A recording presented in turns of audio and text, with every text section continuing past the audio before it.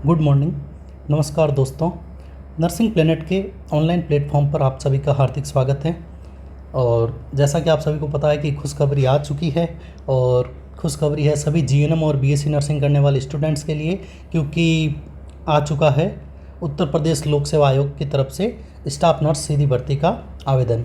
तो कल की दिनांक के अंदर 28 जुलाई को जो है वो इसका शॉर्ट नोटिफिकेशन आ गया है। तो क्या कुछ इसकी भर्ती से रिलेटेड योग्यता रहेगी, क्या कुछ एज रहेगी, एक्सपीरियंस कितना रहेगा, कैसे एग्ज़ाम होगा, क्या एग्ज़ाम का पैटर्न रहेगा, क्या एग्ज़ाम का सिलेबस रहेगा, उस सभी के बारे में जो है वो एक विस्तृत जानकारी का वीडियो आपके सामने लेकर के आए हैं।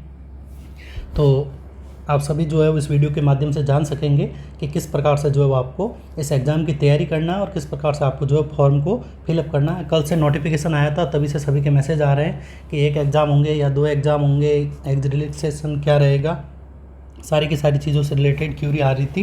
तो एक शॉर्ट वीडियो के माध्यम से आप सभी को अवगत करवा रहे हैं। आपको जो भी इन्फॉर्मेशन दी जा रही है वो पिछली बार जो यूपीपीएससी का एग्ज़ाम हुआ था उसके बेस के अंदर जो है वो अपन ये इन्फॉर्मेशन आपको दे रहे हैं। अगर कुछ एक चेंजेज होगा तो फुल नोटिफिकेशन आने के बाद में अपन नेक्स्ट वीडियो के अंदर उसके अंदर आपको इन्फॉर्म कर देंगे। तो फिलहाल जो है वो 2540 प्लस वैकेंसी जो है वो नोटिफिकेशन के अंदर आई है स्टाफ नर्स की। जीएनएम और बीएससी कैंडिडेट जो है वो इसके लिए भर सकते हैं। तो आप सभी के लिए एक बहुत ही सुनहरा मौका है उत्तर प्रदेश सरकार के अंदर जो सरकारी नौकरी प्राप्त करने का। तो क्या कुछ है इसके बारे में जानते हैं। जानने से पहले आप सभी जो है वो नर्सिंग से रिलेटेड सारे वीडियोस के लिए, एग्ज़ाम इन्फॉर्मेशन के लिए और एमसीक्यू क्वेश्चन बेस्ड सारे के सारे क्वेश्चन और विस्तृत जानकारी के लिए हमारे चैनल नर्सिंग प्लेनेट को सब्सक्राइब करें। आइए बात करते हैं यूपीपीएससी नोटिफिकेशन 2023 के बारे में। तो देख रहे हैं कि कल 28 जुलाई की तारीख के अंदर जो है वो एक नोटिफिकेशन आया है। यूपीपीएससी का जो है वो नोटिफिकेशन है, 28 जुलाई का जो है वो नोटिफिकेशन है, और इसके अंदर जो है वो नर्सिंग से रिलेटेड वैकेंसीज़ की जो दी गई है। देखिएगा इसके अंदर जो है वो अपने काम की जो चीज़ है वो 2 है। एक तो स्टाफ नर्स पुरुष महिला परीक्षा 2023, स्टाफ नर्स पुरुष और महिला की 2240 जो पोस्ट है वो है, और एक है आयुर्वेद की। दोनों जो है वो अलग अलग वैकेंसीज़ है। तो 2240 प्लस 300 लगभग जो है वो 2540 पोस्टों के लिए जो है वो वैकेंसी उत्तर प्रदेश के अंदर जो है वो आपके सामने आई है। तो क्या कुछ ये वैकेंसी रहेगी और क्या कुछ इसके बारे में आपको जो है वो करना है। तो एक नोटिफिकेशन इसके नीचे देखिएगा, एक इंस्ट्रक्शन और दिया गया है ओटीआर नंबर के बारे में कि ओटीआर नंबर क्या है और किस प्रकार से आपको इसका आवेदन करना है। तो उसके बारे में भी अपन जो है वो पूरी की पूरी जो है वो जानकारी प्राप्त करेंगे। हालांकि ये ओटीआर नंबर जो है वो जैसे कि दूसरी कोई भी अगर एग्ज़ाम होता है, सम्मिलित राज्य कृषि सेवा परीक्षा, अपर निजी सचिव परीक्षा, समीक्षा अधिकारी, सहायक समीक्षा अधिकारी परीक्षा आदि के लिए ज़रूरत है, लेकिन अपन भी इसको जो है वो अप्लाई करेंगे। हो सकता है फ्यूचर के अंदर इसी से रिलेटेड कोई और वैकेंसी आए इसी साल 2023 वर्ष के अंदर, तो उसके लिए ओटीआर नंबर की ज़रूरत अपने को पड़ सकती है। तो क्या कुछ ओटीआर नंबर होता है उसके बारे में भी अपन पूरा का पूरा ब्रीफली डिस्कस करेंगे। तो अब अपन जो है वो डिस्कशन करने वाले हैं कि क्या कुछ रहेगा। तो ये एक टेंटेटिव है। पिछली बार जो एग्ज़ाम हुआ था, क्योंकि अभी जो है वो फुल नोटिफिकेशन आने में 15-20 दिन का टाइम है, तो इस 15-20 दिन के टाइम के अंदर जो है वो आप अपनी तैयारी को किस प्रकार से कंटिन्यू कर सकते हैं और किस दिशा में आपको तैयारी करनी है उसको पता करने के लिए आपके लिए ये वीडियो जो है वो हेल्पफुल रहेगा। क्योंकि हमेशा जो एग्ज़ाम का पैटर्न जो रहता है वो हमेशा लगभग सेम रहता है, थोड़ा बहुत उसके अंदर जो है वो ऊपर नीचे हो सकता है। तो आइए अपन जो पिछली बार जो एग्ज़ाम हुआ था 2022 का, 2017 का नोटिफिकेशन था जो कि कारणों की वजह से नहीं हो पाया था, तो 2022 के अंदर ये जो है वैकेंसी कंप्लीट की गई है। तो उसी के अकॉर्डिंग जो है वो अपन पूरा का पूरा इसको जो है वो डिस्कस करेंगे और क्या कुछ रहेगा। तो सबसे पहली बात तो अपन करते हैं कि नर्सिंग से रिलेटेड जो है वो क्या कुछ रहेगा। तो एग्ज़ाम फ़ीस की बात करें तो एग्ज़ाम फ़ीस जो है वो जनरल के लिए जो है वो 125 रुपये थी पिछली बार, और बाकी जो है वो अदर कैटेगरीज़ के लिए जो है वो फीस 125 रुपये, 65 रुपये, 25 रुपये और 65 रुपये। तो इस प्रकार से जो है वो फीस का रहेगा। इस बार जो भी स्ट्रक्चर आएगा फीस का वो नोटिफिकेशन से अपने को पता चल जाएगा। मेन जो अपन बात करेंगे वो होगी आपकी एजुकेशनल क्वालिफिकेशन, कि क्या कुछ आपका एजुकेशनल क्वालिफिकेशन रहेगा। तो स्टाफ नर्स मेल के लिए जो है वो पिछली बार इन्होंने रखा था कि एक तो आप जो है वो हाई स्कूल पास आउट होना चाहिए विद साइंस, हाई स्कूल आपने कर रखी हो साइंस के साथ ही में जो है वो डिप्लोमा होना चाहिए आपका nursing general nursing and midwifery यानी कि जीएनएम, और बीएससी नर्सिंग डिग्री। और दोनों जो है रजिस्टर्ड होने चाहिए यूपी नर्स और मिडवाइफ्स काउंसलिंग और possess diploma in psychiatric registrable with UP nurses and midwives, यानी कि आपने जीएनएम कर रखी हो या फिर बीएससी नर्सिंग कर रखी हो और आप यूपी सरकार के अंदर जो है वो रजिस्टर्ड होने चाहिए। यूपी सरकार में रजिस्टर्ड होना मस्ट है। बात करें एग्ज़ाम पैटर्न की, अब देखिएगा यहाँ पे जो है वो किसी भी प्रकार के कोई भी एक्सपीरियंस से रिलेटेड कोई भी मेंशन नहीं है। तो 99% मान करके चलिएगा कि जीएनएम और बीएससी नर्सिंग दोनों के लिए फ्रेशर्स कैंडिडेट चाहिए। तो जितने भी पास आउट कैंडिडेट है वो सारे के सारे इस एग्ज़ाम के अंदर एलिजिबल होंगे। ये सबसे बढ़िया चीज़ है इस वैकेंसी की, क्योंकि जीएनएम जो है वो जनरली दूसरे एग्ज़ाम के लिए 2 साल एक्सपीरियंस के साथ में आ रहा है, लेकिन इस एग्ज़ाम के अंदर आपको इस प्रकार की कोई भी बाध्यता देखने को नहीं मिलेगी। जो भी आप जीएनएम अभी जस्ट फ्रेशर हुए हैं, पास आउट हुए हैं, जिनके रजिस्ट्रेशन नंबर आ चुके हैं, वो सारे के सारे स्टूडेंट जो है वो इसके लिए एलिजिबल है। तो ये एक बहुत ही सुनहरा मौका है सभी जीएनएम और बीएससी नर्सिंग वालों के लिए तो है ही है।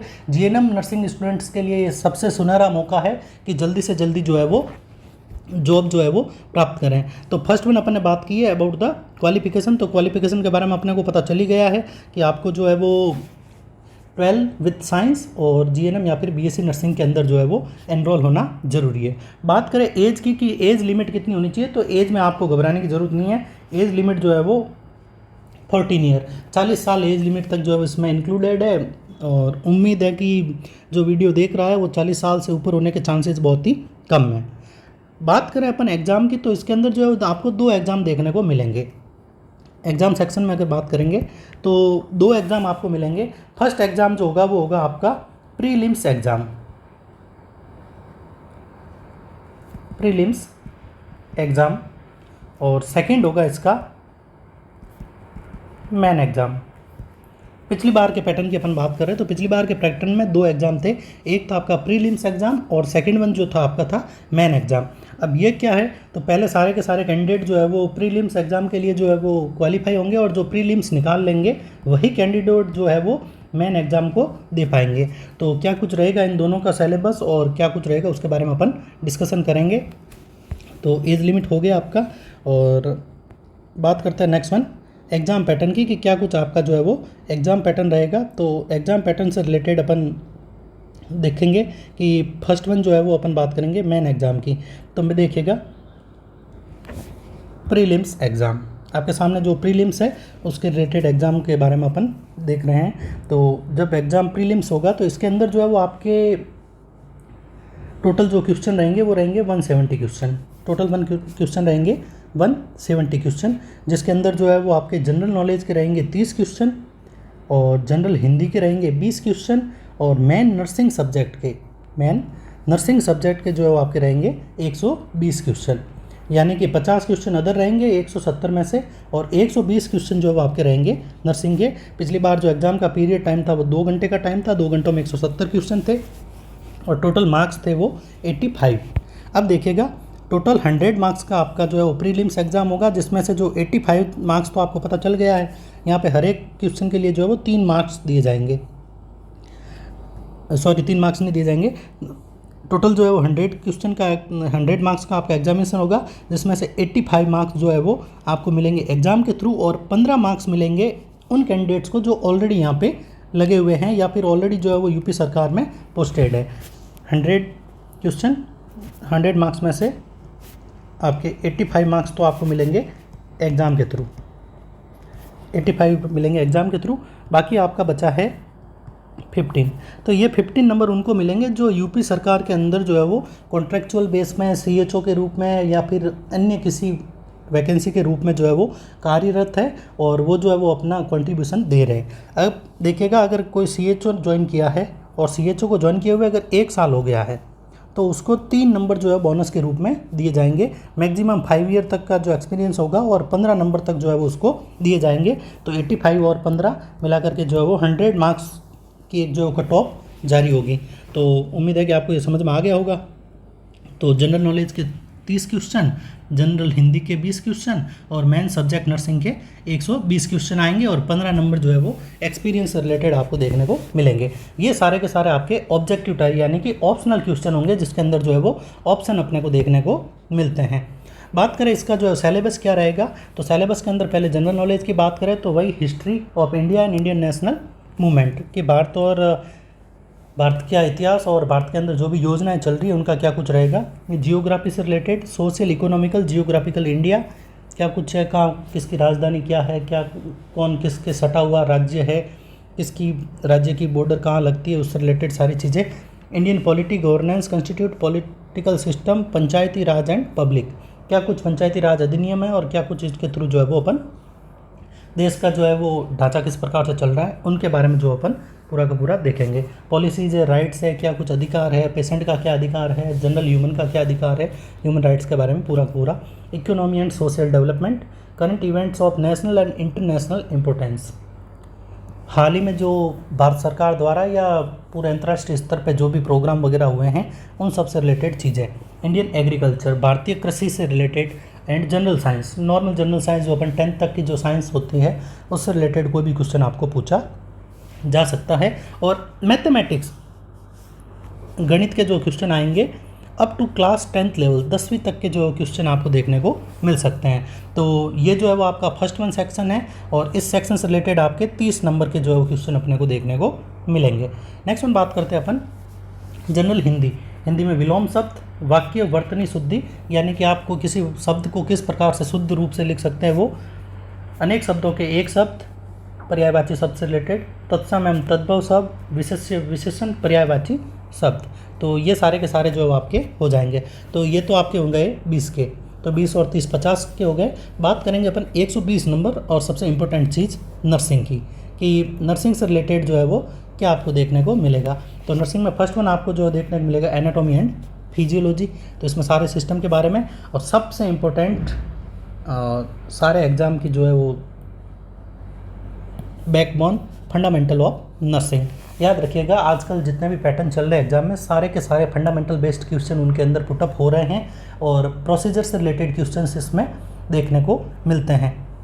तो फंडामेंटल ऑफ नर्सिंग का नॉलेज आपको बहुत ही अच्छे से होना चाहिएगा। इसी के साथ में जो है वो मेडिकल सर्जिकल नर्सिंग, फंडामेंटल के साथ में ये जो है वो आपको मेडिकल सर्जिकल नर्सिंग का जो भी है पूरा का पूरा नॉलेज होना चाहिए। और उसके बाद में आजकल एक नया ऐड किया गया सब्जेक्ट है वो आपका फर्स्ट एड। तो फंडामेंटल हो गया, मेडिकल सर्जिकल नर्सिंग और फर्स्ट एड से रिलेटेड हो गया है। फर्स्ट एड से रिलेटेड अपने चैनल के ऊपर बहुत ही जल्दी सारे के सारे वीडियो जो है वो अपलोड होने वाले हैं। आपको कहीं भी फर्स्ट एड से रिलेटेड सिलेबस के कंटेंट जो है वो ऑनलाइन भी मिलने बहुत ही मुश्किल होते हैं। तो नर्सिंग प्लेनेट चैनल आपके लिए जो है वो पूरे के पूरे फर्स्ट एड के जो टॉपिक्स रहेंगे और इनसे रिलेटेड जितने भी क्वेश्चन बनते हैं वो सारे के वीडियो आपको निःशुल्क इस चैनल के माध्यम के उपलब्ध रहेंगे। नेक्स्ट हम बात करेंगे psychiatric nursing, community health nursing. Community health nursing में यहाँ पे आपकी जो गवर्नमेंट ने जो भी जितने भी प्रोग्राम्स चलाए हैं उन प्रोग्राम से रिलेटेड जो है वो आपको पूरा का पूरा पता करना है। उत्तर प्रदेश के अंदर जो भी स्वास्थ्य से शिक्षा से संबंधित जितने भी प्रोग्राम चलाए गए हैं उनके भी एक बार आप गूगल पे सर्च करके पूरा का पूरा उनका लिस्ट आउट करना है और उनको भी आपको जो है वो पूरा का पूरा पढ़ना है, क्योंकि कम्युनिटी में ये चीज़ें जो है यहाँ पे मुख्य रूप से रहेगी कि किस प्रकार से जो सरकार द्वारा स्वास्थ्य में सुधार के लिए जो कुछ एक योजनाएं लागू की गई है। और role of nursing personnel at various level, ठीक है, पब्लिक हेल्थ नर्स क्या होता है, सुपरवाइजर क्या होता है, CHO क्या होता है, आशा क्या है, आंगनवाड़ी क्या है, तो इन सब के बारे में। Next one midwifery and gynaecological procedure, OBG के बारे में पूरा का पूरा नॉलेज है। पीडियाट्रिक नर्सिंग, पीडियाट्रिक नर्सिंग से रिलेटेड जो है वो आपको इम्यूनाइजेशन, माल न्यूट्रिशन से रिलेटेड जो है खूब सारे प्रोग्राम जो सरकार चलाती है। आंगनवाड़ी के अंदर मिड डे मील के रूप में, स्कूल एलिमेंट्री फूड सप्लीमेंट्स के रूप में, तो उन सब के बारे में भी आपको जो पूरा का पूरा पता करना है। प्रोफेशनल ट्रेंड्स एंड एडजस्टमेंट, तो इसमें जो है वो देखिएगा प्रोफेशनल ट्रेंड्स में कि एक प्रोफेशनल नर्स क्या है, INC ने क्या नॉर्म्स लेके आई है, स्टेट नर्सिंग काउंसलिंग क्या काम कर रही है, किस प्रकार से आपको जो है वो पता करना है। WHO क्या काम कर रहा है, UNICEF क्या काम कर रहा है, UNESCO क्या काम कर रहा है। तो ये सारे के सारे कुछ एक जो हेल्थ एजेंसीज़ हैं वर्ल्ड वाइड, वो इंडिया के भी हो सकते हैं और वर्ल्ड के भी हो सकते हैं, तो उन सब के बारे में जो है वो पता करना है। इनका भी आपको एक डिटेल वीडियो जितनी भी एजेंसी चल रही है वो भी इस चैनल के माध्यम से बहुत ही जल्दी आपको मिलने वाला है। Next one microbiology, psychology, sociology, personal hygiene से रिलेटेड भी आपको जो है क्वेश्चन देखने को मिलेंगे और थोड़ा सा आपको जो है वो नॉलेज होना चाहिए कंप्यूटर इन नर्सिंग। ठीक है, किस प्रकार से छोटे मोटे जो है वो टर्म्स होंगे उनसे रिलेटेड भी हम कोशिश करेंगे कि आपको कुछ एक वीडियो जो है वो उपलब्ध करवा सकें। तो ये आपका फर्स्ट वन जो है वो प्रीलिम्स यानी कि जो प्री एग्ज़ाम होगा उससे रिलेटेड चीज़ें हो गई है, और उम्मीद है कि आपको पूरा का पूरा सिलेबस समझ आ गया होगा। तो अब आपको जो है वो मेन नोटिफिकेशन का वेट नहीं करना है, और आज से जो है आपको इन सब की जो तैयारी शुरू कर देनी है। शुरुआत आपको करनी है अपने मेन नर्सिंग सब्जेक्ट से, और उसके बाद में जो दूसरी अदर चीज़ें वो आप धीरे धीरे देखते जाइएगा जिस प्रकार से आपको एडजस्टेबल हो। मेन आपका फोकस जो है वो रहना चाहिए नर्सिंग के ऊपर। तो ये आपका जो प्रीलिम्स एग्ज़ाम हो जाएगा। अब जैसे ही आपका प्रीलिम्स एग्ज़ाम होगा तो उसके बाद में जो है वो एक कट ऑफ लिस्ट निकलेगी, और कट ऑफ लिस्ट के अंदर जो है वो सेलेक्टेड कैंडिडेट जो होंगे वो मेन एग्ज़ाम के लिए क्वालिफाई होंगे। सेलेक्टेड जो भी प्रीलिम्स को सिलेक्ट होगा वो जो कैंडिडेट है वो एग्ज़ाम के अंदर जो है वो क्वालिफाई करेंगे, और जैसे ही क्वालिफाई करेंगे तो मेन एग्ज़ाम के लिए उनको दिया जाएगा। अब मेन एग्ज़ाम का जो है पिछली बार का क्या कुछ रहा था, तो मेन एग्ज़ाम का जो है वो टाइम ड्यूरेशन पिछली बार जो है वो रहा था 3 घंटा, और 85 क्वेश्चन थे इसके अंदर। 3 घंटों के अंदर जो है वो 85 क्वेश्चन जो है वो 85 मार्क्स का जो है टोटल नंबर इन्होंने दिए थे। और ये जो मेन पेपर हुआ था इन्होंने इसको 2 हिस्सों के अंदर जो है वो बांटा था। इसके अंदर जो है वो इन्होंने क्या किया था कि कुल जो है वो 11 क्वेश्चन दिए थे, जिसमें से 5 तो थे शॉर्ट आंसर। 5 क्वेश्चन थे आपके शॉर्ट आंसर क्वेश्चन थे, यानी कि उनको जो 125 शब्दों के अंदर जो डिस्क्राइब करना है। मान लीजिएगा कि आपको कोई पूछे कि एक टर्मिनोलॉजी दी कि डिफाइन एक्लेम्सिया, कि एक्लेम्सिया क्या होता है, तो उसके बारे में पूरा का पूरा विवरण आपको 5 नंबर के अंदर जो है वो लिखना था। और उसके बाद में जो है वो 6 दीर्घ उत्तरीय प्रश्न, यानी कि जो जिनको ब्रीफली डिस्कस करना है पूरा का पूरा उनके बारे में आपको लिखना है। जैसे क्वेश्चन आ गया डिफाइन फिटल सर्कुलेशन, तो फिटल ब्लड सर्कुलेशन क्या कुछ होता है उसके बारे में पूरा का पूरा जो है वो आपको पता होना चाहिए। तो ये जो है वो मेन एग्ज़ाम हुआ था। अब मेन एग्ज़ाम में जो क्वालिफाई किया था वो जो है वो फाइनल सिलेक्शन उनका हुआ था। तो इन 2 प्रकार के एग्ज़ाम के अंदर जो पिछली बार जो है वो आपका पूरा का पूरा पेपर हुआ था, और इस बार जैसे नोटिफिकेशन आता है तो जो भी फाइनल रहेगा वो अपन कर लेंगे। फिर से एक शॉर्ट वीडियो उसका जो है आपके लिए अपलोड करेंगे, और उसके माध्यम से आपको जो पूरी की पूरी जानकारी अपन जो है वो प्रोवाइड करेंगे। अब आपको करना क्या है कि अब आपको नोटिफिकेशन आने में 15-20 दिन का टाइम है। तब तक आपको जो ये प्री एग्ज़ाम है, आपको जो स्क्रीन के ऊपर दिख रहा है, ये प्री एग्ज़ाम के जितने भी सब्जेक्ट है इनके बारे में आपको जो है वो पूरा का पूरा पढ़ना है, और पूरी की पूरी आपको जो है वो तैयारी करनी है। देखिएगा कि एग्ज़ाम से जस्ट पहले तो सारे तैयारी चालू करते हैं, लेकिन जो एग्ज़ाम से बहुत ही पहले तैयारी करता है, एक तो उसका जो बर्डन है वो कम हो जाता है, और दूसरा उसका सिलेक्शन होने के चांसेस भी जो है वो बढ़ जाता है। तो आज से आप तैयारी में लग जाइएगा, और अगर किसी भी प्रकार की दिक्कत हो तो आप कमेंट के माध्यम से जो है वो हमारे चैनल के ऊपर कमेंट करिएगा, और उसके थ्रू जो है हम आपकी सारी परेशानी जो भी होगी उसको हम सॉल्व करने का पूरा प्रयास करेंगे। तो ये पूरा कुछ आपका था एग्ज़ाम के बारे में, और उम्मीद है कि आपको पूरा का पूरा एग्ज़ाम पैटर्न और एज रिलैक्सेशन वगैरह के बारे में पूरा का पूरा पता चल गया होगा। अब एक और चीज़ इसके अंदर जो मेंशन की गई है OTR, एक वर्ड और दिया गया है OTR। तो पहले तो बात करेंगे OTR होता क्या है। तो one time registration, one time registration. तो OTR इसलिए यूज़ में होता है कि मान लीजिएगा इस साल के अंदर अगर 2 नर्सिंग की भर्ती आती है तो आपको बार बार अपने जो है वो डॉक्यूमेंट अपलोड नहीं करने पड़े। आप एक बार अपलोड करिए डॉक्यूमेंट तो आपको एक OTR नंबर दिया जाएगा, OTR नंबर आपको प्राप्त होगा। अब नेक्स्ट अगर वैकेंसी आती है और ये OTR नंबर अगर आप जैसे ही उसमें अपलोड करेंगे तो आपको अपना पूरा का पूरा बायोडाटा फिर से देने की कोई भी ज़रूरत नहीं है। अपना आप सर्वर जो है वो आपका जितना भी डाटा होगा उसको जो अपना आप कलेक्ट कर लेगा। तो आइए थोड़ा सा इसको भी अपन समझ लेते हैं कि किस प्रकार से आपको OTR के लिए जो अप्लाई करना है। तो OTR के लिए आपको एक साइट पे जाना है, और साइट का नाम है Uttar Pradesh public health service commission UPPSC.nic.in, या फिर आप डायरेक्ट गूगल के ऊपर सर्च कर सकते हैं OTR रजिस्ट्रेशन UP। तो आपके सामने ये जो है वो एक साइट खुलेगी। नेशनल इंफॉर्मेटिक्स सेंटर NIC की एक साइट है, और इसके अंदर जो है वो आपको OTR का अपना रजिस्ट्रेशन करना है। इसके लिए आपको क्लिक हियर फॉर OTR कि एक टाइम के लिए क्लिक करना है। तो इसकी ज़रूरत क्यों पड़ती है, इसके क्या क्या बेनिफिट है। तो एप्लीकेंट जो भी होता है उसको देखिएगा कि आपको अपना विवरण एक बार दर्ज करने की आवश्यकता है, यानी कि आपके से जो भी एग्ज़ाम होगा तो उसमें बार बार आपको सारे अपने डॉक्यूमेंट अपलोड करने की, या अपनी personal information, family information, educational qualification वगैरह बार बार जो है वो अपलोड करने की ज़रूरत नहीं है। तो आपको व्यक्तिगत विवरण देना है, अपना फ़ोटो व हस्ताक्षर एक बार अपलोड करना है, और हस्ताक्षर वगैरह को आप फ्यूचर के अंदर जो है वो कभी भी जो है वो मॉडिफाई कर सकते हैं। OTR में दर्ज समस्त सूचनाएं डिजिटल रूप में कभी भी कहीं से उपलब्ध होगी। यानी कि जैसे ही आप OTR नंबर डालेंगे तो आप किसी भी पोर्टल के ऊपर यूपी उत्तर प्रदेश सरकार के किसी भी पोर्टल के ऊपर आपको सारी की सारी जो है वो सूचनाएं मिल जाएगी। और कई सारे एग्ज़ाम के अंदर जो है OTR इन्फॉर्मेशन को मस्ट कर दिया गया है। अगर OTR नंबर नहीं है तो एग्ज़ाम के लिए जो है वो पर्सन जो अप्लाई नहीं कर सकता है। और ये जो सारी की सारी है वो डिजिटली वेरीफाइड इन्फॉर्मेशन रहेगी। अब आपको OTR अप्लाई करने के लिए कुछ एक जो स्टेप से निकलना होगा। तो स्टेप्स क्या रहेगा, तो फर्स्ट वन आपका रहेगा रजिस्ट्रेशन। सबसे पहले आपको रजिस्ट्रेशन करना है। रजिस्ट्रेशन के बाद में लॉगिन होगा, उसके बाद में वेरीफाई होगी डिटेल, फिर फाइल्स होगी डिटेल, वैलिडेशन होगा और OTR जनरेशन हो जाएगा। तो ये OTR जनरेशन जो है वो आपका OTR नंबर होगा और इसको आपको संभाल करके रखना होगा। तो इसके लिए आपको जो है वो रजिस्ट्रेशन के लिए देखिएगा, आपको वैलिड ईमेल आईडी चाहिएगी, मोबाइल नंबर चाहिएगा, आधार नंबर चाहिएगा एंड पर्सनल डिटेल चाहिएगी। फिर वैलिडेशन के लिए जो आपको application details and photo and signature.